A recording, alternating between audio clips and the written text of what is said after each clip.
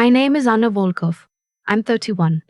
I spent 9 years as a contract linguist for an agency I'm still not legally allowed to name on camera, in writing, or on most government property. Most of what I did happened in rooms without windows, in countries whose names I had to forget on the flight home. I'm telling you this because last Thursday, in front of 300 people at the Library of Congress, I said one sentence in Arabic, and a man who used to run the Middle East desk for the Defense Intelligence Agency dropped his glass of champagne on the carpet. He didn't pick it up. He didn't apologize. He just stared at my father.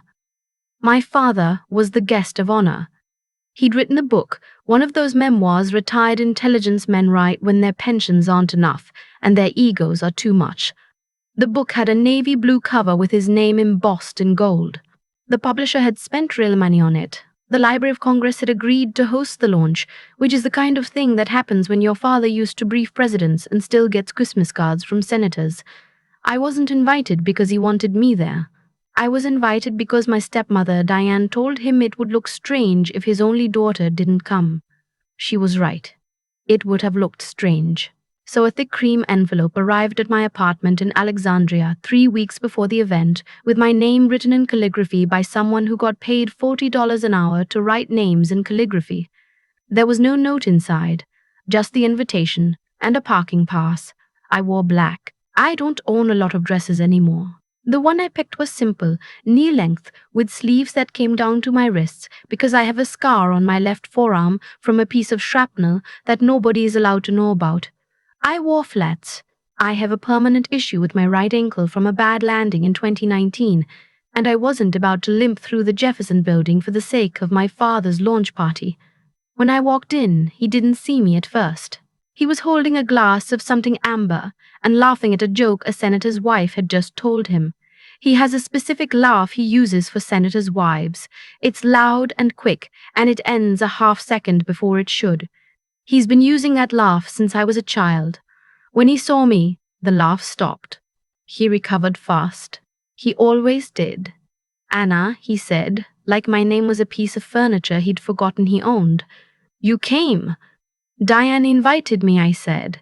He nodded. He didn't hug me.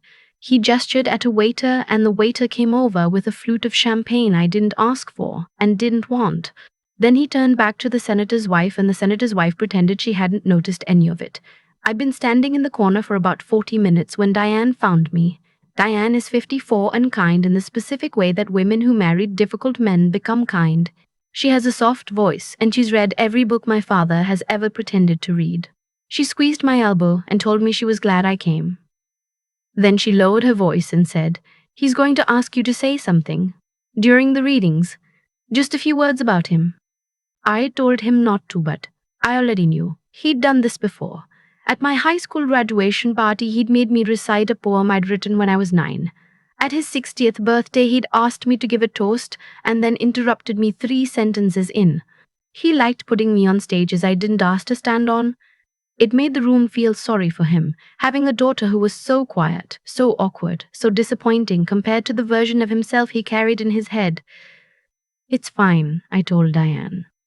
"I'll think of something." "You don't have to. I'll think of something." She squeezed my elbow again and went to find him. I stood in that corner and I thought about what I was going to say. I thought about it for a long time. The ballroom had high ceilings and chandeliers and the kind of carpet that swallows sound. There were maybe 300 people there. Agency people, ex-agency people, a few sitting senators, a Supreme Court clerk, 2 ambassadors, a man I recognized from a photograph in a briefing room in 2016, and another man I recognized from a hallway in a man in 2017. None of them knew me. Or if they did, they knew me as the quiet daughter, the one who'd done something with languages, the one who'd never married. That was the cover story my father had built for me over the years, and I had let him build it. Because the alternative, the truth, was something I'd signed 19 pages of paperwork promising not to discuss, so I let him tell people I worked at a translation firm. I let him tell people I'd done my master's at Georgetown and gotten bored and now I taught Russian to State Department interns. None of that was true, but it was easier than the truth, and the truth wasn't mine to give. Until that night, my father got up around 8:30.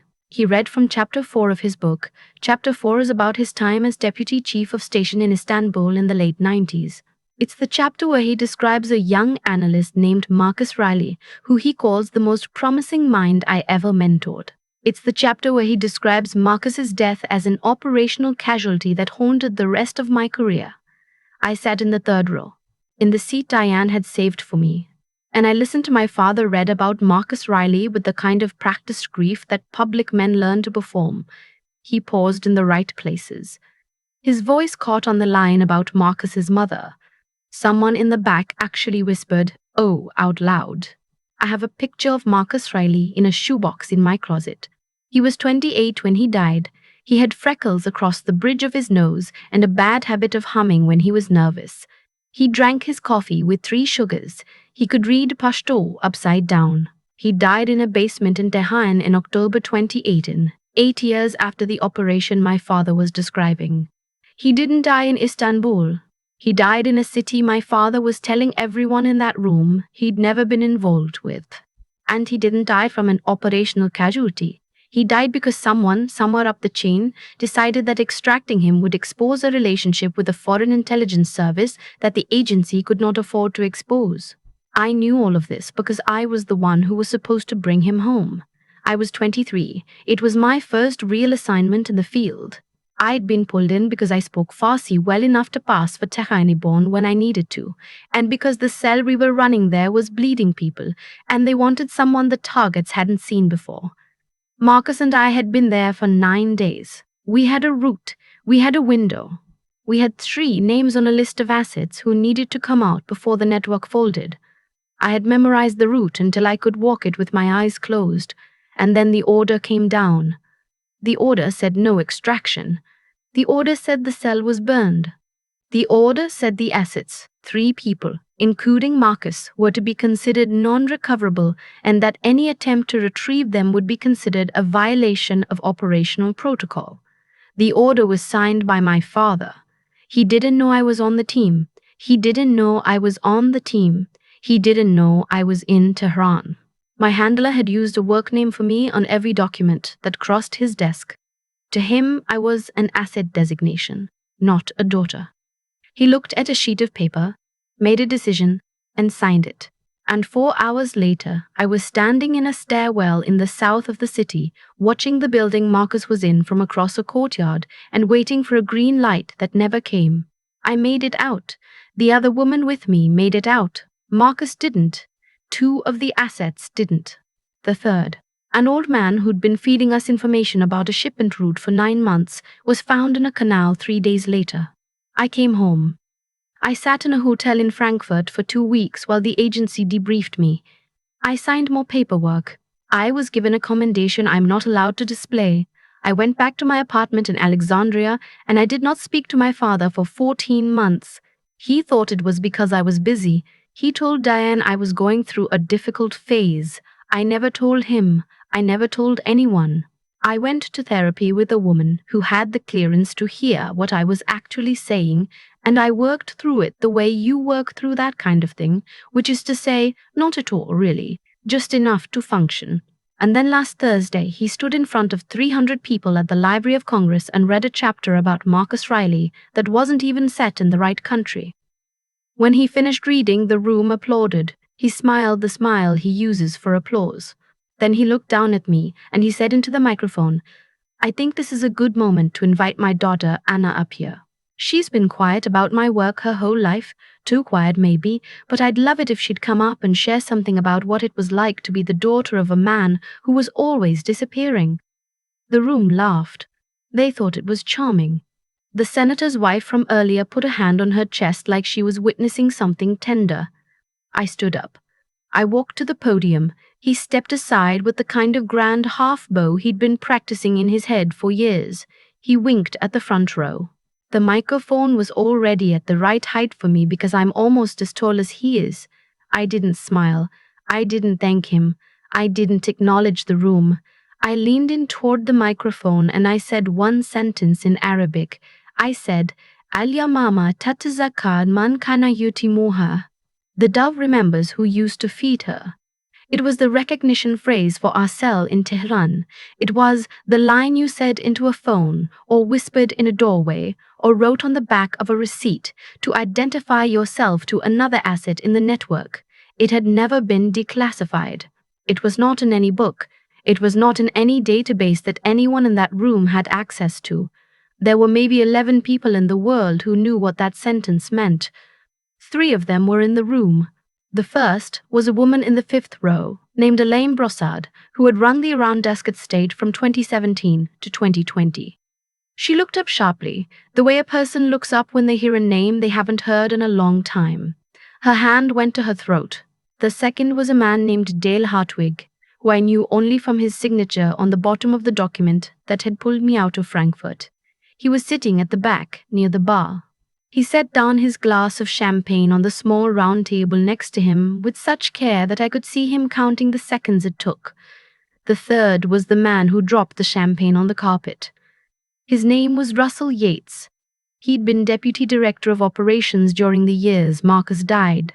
He was sitting in the front row, 3 seats from my father, in a dark suit with a navy pocket square. When I said the sentence, his hand opened. The flute fell. The champagne soaked into the carpet, and nobody, not one person in that ballroom, moved to clean it up. My father was still smiling. He hadn't processed it yet. He doesn't speak Arabic. He never did. He speaks Turkish badly, and that's it. He thought I was being theatrical.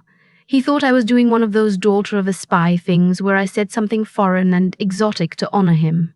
I watched him glance at the audience for the laugh, and I watched the laugh not come, and I watched his face change. I leaned back into the microphone. That sentence, I said in English, in my normal voice, is the recognition phrase used by a network that operated in Tehran in the fall of 2018. The network was burned on October 11th, 2018. 3 assets were left behind. One of them was named Marcus Riley. My father wrote about him in Chapter 4, but he placed him in Istanbul in 1999, which is interesting because Marcus was 13 years old in 1999. He was a 6th grader in Bethesda, Maryland. Nobody moved. My father signed the order that left Marcus in that building.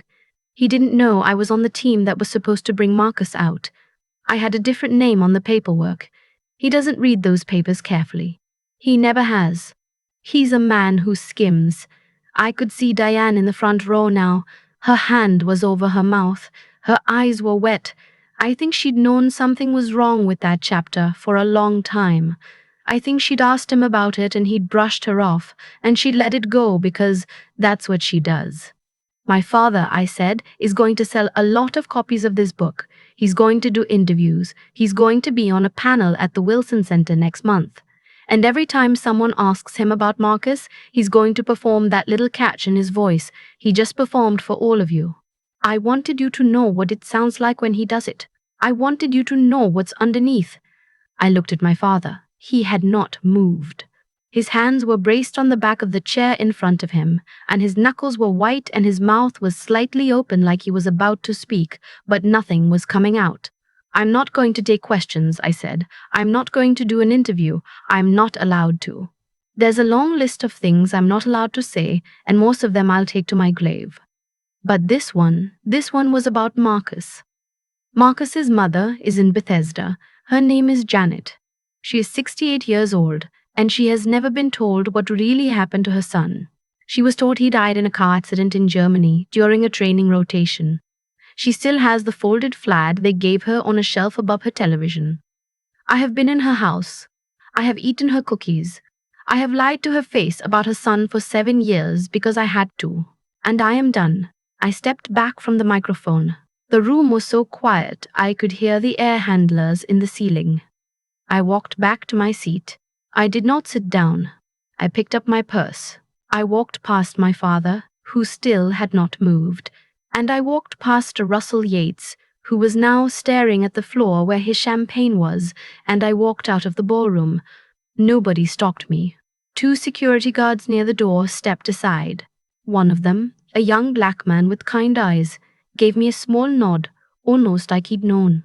I drove to a Denny's in Arlington, and I sat in a booth and I ate a plate of pancakes I didn't taste, and my hands shook the whole time, and the waitress, who must have seen women in nice black dresses fall apart at her counter before, kept refilling my coffee without asking. The next morning, my phone rang at 6:15. It was not my father. It was Russell Yates. He said, "I need you to come to my office at 10. I went. His office was on the 4th floor of a building in McLean that does not officially exist. I'd been in that building twice before in my life. He didn't sit down. He stood at the window with his back to me, and he said, "What you did last night was reckless and stupid and probably actionable, and I want you to know that there will be no action taken." I didn't say anything. He turned around. He looked older than he had the night before. "Marcus's mother," he said, "is going to receive a visit this afternoon, from me. She is going to be told the truth, or a version of it that does not put you, or me, or 3 other people in a federal prison, but it will be closer to the truth than what she has now. That is all I can give you." That is all I can give her. I nodded. "Your father," he said, "is finished. He doesn't know it yet. The book is going to be quietly pulled. The Wilson Center panel will be cancelled. He will not be invited to anything that matters for the rest of his life. He'll still have his pension. He'll still have his house. He will not be on television again." Is that enough? I thought about it. "No," I said, "but it's what I'm going to get." "That's correct," he said. I drove home. I sat on my couch. I did not turn on the lights. 3 days later, I drove to Bethesda. I parked 2 houses down from Janet Riley's. I sat in my car for 45 minutes before I had the courage to walk up the path. I had been to that house 6 times over the years, always with an excuse: a card on Marcus's birthday, a small gift around the holidays, a checking-in visit in the spring. She thought I was a colleague of Marcus's from his training program. She had never asked too many questions, because women who lose sons learn quickly that asking questions doesn't bring them back. When she opened the door, she was wearing a cardigan I'd seen before, blue with little wooden buttons. She'd gotten thinner since the last time I saw her. "Hannah," she said, "I wasn't expecting." "I know," I said. "I should have called. I'm sorry." She made me come in. She made me tea. We sat in her living room under the shelf with the folded flag, and I told her everything I was legally able to tell her, which was more than she'd been told before and less than the full truth, but enough. I told her Marcus had been brave. I told her he had been somewhere he wasn't supposed to be, doing something that had mattered. I told her he had not been alone when he died, that I had been in the same city, that I had heard his voice on the radio in the hour before, that he had said her name. I told her I had a recording. I told her I would give it to her if she wanted it. She did not cry. She sat very still and she nodded, and when I was done, she said, "I knew it wasn't a car accident." "How?" I said. "His shoes," she said. "They sent his shoes back with his things. There wasn't a scratch on them. I've been in this house 40 years, Anna. I know what shoes look like when somebody dies in a car." I drove home with the recording on my phone and a promise to bring it to her the next weekend, and the kind of tired in my body I hadn't felt since I came back from Frankfurt. I slept for 14 hours. My father came to my apartment 2 weeks later. He had not called. He just appeared at my door, in a coat that looked like he'd bought it for a different kind of life. He had lost weight. His hair was greasy. He looked like a man whose phone had stopped ringing. I let him in. I did not offer him anything to drink. He sat on my couch. He looked around at my apartment, which is small and full of books and not the apartment he would have wanted his daughter to live in. "I didn't know you were on that team," he said. "I know," I said. "If I had known, I don't think it would have mattered." He looked at me for a long time. He looked like he wanted to argue. He didn't argue. "I am sorry about Marcus," he said. "I want you to understand. That decision, there were factors that you weren't read into. There were consequences if we had." "Dad," I said, "I was read into all of it. I'm not your daughter anymore in that room. I never have been. I know what the factors were. I know what the consequences would have been. And I made my peace with the calculation a long time ago. What I have not made my peace with is you writing about him like he was your protege, like you knew him. You didn't know him. You signed a piece of paper and you forgot his name by the time you walked out of the room. He didn't say anything for a long time. Diane left me, he said. I'm sorry to hear that. Are you? I'm sorry for her. She deserved better than you. I think she always knew it. He stood up. He walked to the door. He turned around. He looked like he wanted to say something, an apology maybe, the actual one, the one I'd been waiting 12 years for. He opened his mouth. He closed it. He left. I haven't seen him since.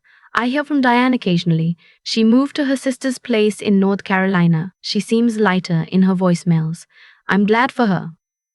Marcus's mother and I talk on the phone every 2 or 3 weeks. I started a small program through a veterans nonprofit. It's not official, it doesn't have a budget. It's just me and 2 other women I served with, where we sit with the families of people whose deaths the government will never fully explain. We can't tell them everything. We tell them what we can. We tell them their sons and daughters were not forgotten. We tell them somebody, somewhere, remembers what they sounded like, and what they smelled like, and what they hummed under their breath when they were nervous. We tell them their people were loved. Last month, I drove out to a small cemetery in West Virginia where Marcus is buried. It's an old family plot. His grandfather is there. 2 great-uncles. Marcus is in the back row, under a maple tree that drops red leaves all over his headstone every October. I brought a thermos of coffee with 3 sugars in it. I sat in the grass next to him. I didn't say much. I told him about the night at the Library of Congress. I told him about the Dove sentence. I told him his mother was doing all right. The wind came through the trees. A red leaf landed on my hand. I sat there until the coffee got cold, and then I poured the rest of it into the grass next to his stone, the way you pour out a drink for someone who can't drink anymore. And I drove home. I don't know if what I did was right. I broke a lot of rules. I broke my father in a way that I think on some days I regret, and on other days I don't. I broke a silence that the United States government would have preferred to keep buried for another 40 years. But Marcus's mother knows. And Marcus is not just a paragraph in a book my father didn't bother to fact-check. And every time I drive past the Library of Congress now, I think about the sound of a champagne flute hitting carpet, and I think about how some sounds, once you make them, can't be unmade. The dove remembers who used to feed her. I remember. That's the whole thing. That's all I came to say. I used to believe that staying silent was the same thing as keeping a promise. For years, I told myself that the paperwork I signed at 23 made me responsible for protecting everyone. The agency, the network, the operations my father destroyed with one careless signature. But silence isn't loyalty. Silence is a debt you keep paying until you finally understand who's actually collecting it. My father chose his career over Marcus Riley. Then he chose his ego over the truth. Then he chose a book deal over the memory of a young man whose mother still keeps a folded flag above her television. Each of those choices was a small one. He probably didn't even feel most of them as he made them. That's how it works for men like him. Cause and effect don't move in straight lines for them. They move in detours, in deniability, in chapters that place a dead man in the wrong country 13 years before he died. But every choice still lands somewhere. The bill always arrives.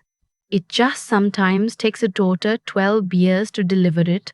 What I've learned, what Marcus taught me, really, without ever knowing he was teaching me, is that integrity is not a feeling.